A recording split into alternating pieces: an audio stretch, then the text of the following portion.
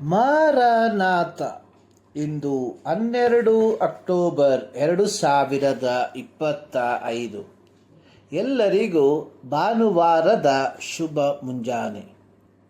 ಆಶಾವಾದವು ಸಾಧನೆಗೆ ಕಾರಣವಾಗುವ ಏಕೈಕ ನಂಬಿಕೆಯಾಗಿದೆ. ಭರವಸೆಯಿಲ್ಲದೆ ಏನನ್ನೂ ಸಾಧಿಸಲು ಸಾಧ್ಯವಿಲ್ಲ. ತೀವ್ರ ಅಂಗವೈಕಲ್ಯ ಹೊಂದಿರುವ ವ್ಯಕ್ತಿಗಳನ್ನು ಸಾಮಾನ್ಯ ಮನುಷ್ಯರಂತೆ ನಡೆಸಿಕೊಂಡು ಆ ವ್ಯಕ್ತಿಯು ತನ್ನ ಸ್ವಂತ ಜೀವಿತವನ್ನು ರೂಪಿಸಿಕೊಳ್ಳಲು ಪ್ರೋತ್ಸಾಹಿಸುವವರೆಗೆ ಅವನಲ್ಲಿರುವ ಸಾಮರ್ಥ್ಯವನ್ನು ಅವನಿಂದ ಗ್ರಹಿಸಲು ಸಾಧ್ಯವಿಲ್ಲ. Helen Keller. 1880 ಜೂನ್ 27ರಂದು ಅಮೆರಿಕ ದೇಶದ ಅಲ್ಬಾನಾ ಎಂಬ ಸ್ಥಳದಲ್ಲಿ ಹೆಲೆನ್ ಕೆಲ್ಲರ್ ಎಂಬ ಹೆಣ್ಣು ಮಗಳ ಜನನವಾಯಿತು. ಆಕೆ ಜನಿಸಿದ 19 ತಿಂಗಳ ಪ್ರಾಯದಲ್ಲಿ ತನ್ನ ದೃಷ್ಟಿಯನ್ನು ಮತ್ತು ಶ್ರವಣ ಶಕ್ತಿಯನ್ನು ಕಳಕೊಂಡಳು. ಕುರುಡುತನ ಮತ್ತು ಕಿವುಡುತನದಲ್ಲಿ ಬಳಲುತ್ತಿರುವ ತಮ್ಮ ಮಗಳಿಗೆ ಶಿಕ್ಷಣ ನೀಡುವ ಮಾರ್ಗವನ್ನು ತಾಯಿಯಾದ ಕೇಟ್ ಆಡಮ್ಸ್ ಕೆಲ್ಲರ್ ಹುಡುಕುತ್ತಿದ್ದಳು. ತಾಯಿಯು ಇದನ್ನು ಒಂದು ಸವಾಲಾಗಿ ಸ್ವೀಕರಿಸಿ ದೃಢ ನಿಶ್ಚಯದಿಂದ ಹೆಲೆನ್ನ ವಿದ್ಯಾಭ್ಯಾಸಕ್ಕೆ ಬೇಕಾದ ವಾತಾವರಣವನ್ನು ಸೃಷ್ಟಿ ಮಾಡಿದಳು.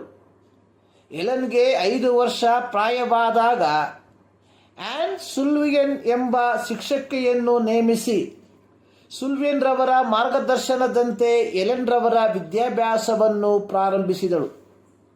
1904ರಲ್ಲಿ ತನ್ನ 24ನೇ ವಯಸ್ಸಿನಲ್ಲಿ ಅಮೆರಿಕ ದೇಶದಲ್ಲೇ ಬ್ಯಾಚುಲರ್ ಆಫ್ ಆರ್ಟ್ಸ್ ಡಿಗ್ರಿ ಪಡೆದ ಮೊದಲ ಕಿವುಡು ಕುರುಡು ವಿದ್ಯಾರ್ಥಿನಿ ಎಂಬ ಹೆಗ್ಗಳಿಕೆಗೆ ಪಾತ್ರಳಾದಳು.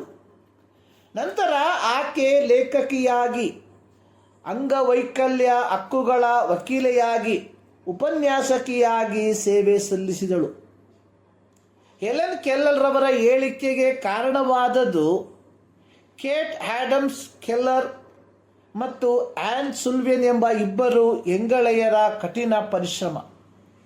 ನಾವು ವಾಸಿಸುತ್ತಿರುವ ಸಮಾಜದಲ್ಲಿ ನಮ್ಮ ಕಣ್ಣು ಮುಂದೆಯೇ ಇಂತಹ 10 ವ್ಯಕ್ತಿಗಳನ್ನು ನಾವು ಕಾಣುವವರಾಗಿದ್ದೇವೆ.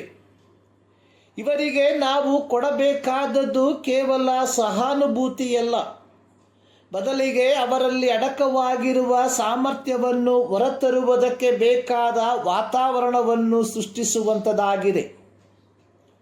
ಯೆಹೋವನು ಮೋಶೆಯನ್ನು ಇಸ್ರಾಯೇಲರ ನಾಯಕನನ್ನಾಗಿ ಕರೆದಾಗ ಮೋಶೆಯು ಯೆಹೋವನಿಗೆ ಅನೇಕ ಸಬೂಬುಗಳನ್ನು ನೆಪವನ್ನು ಹೇಳಿದನು.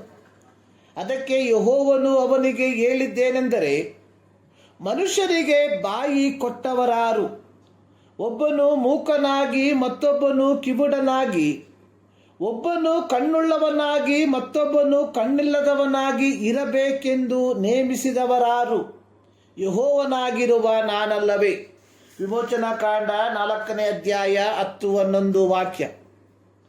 ಯೇಸುವಿನ ಐಹಿಕ ಸೇವೆಯ ಕಾಲದಲ್ಲಿ ಯೇಸುವಿನ ಶಿಷ್ಯರು ಹುಟ್ಟು ಕುರುಡನನ್ನು ಕಾಣಲು ಅವರು ಯೇಸುವಿಗೆ, ಇವನು ಕುರುಡನಾಗಿ ಹುಟ್ಟಿರುವುದಕ್ಕೆ ಯಾರು ಪಾಪ ಮಾಡಿದರು?